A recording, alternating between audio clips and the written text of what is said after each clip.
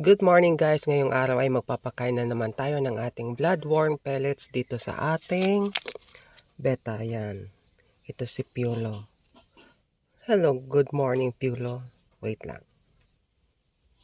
Ayan po, at mga 3 piraso lang yung ipapakain natin kay Piolo ngayong umaga at 3 piraso din sa hapon nitong ating bloodworm pellets.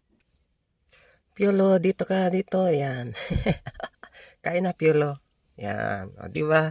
Kinakain ni Piolo itong ating bloodworm pellets. Ayan. Ayaw makuha ng ating bloodworm pellets. Ito pa, sa likod mo, Piolo. Yan, kainin mo. Yan. Nasa yellow basket po ang ating bloodworm pellets. Kaya, bumili na po kayo. Maraming salamat.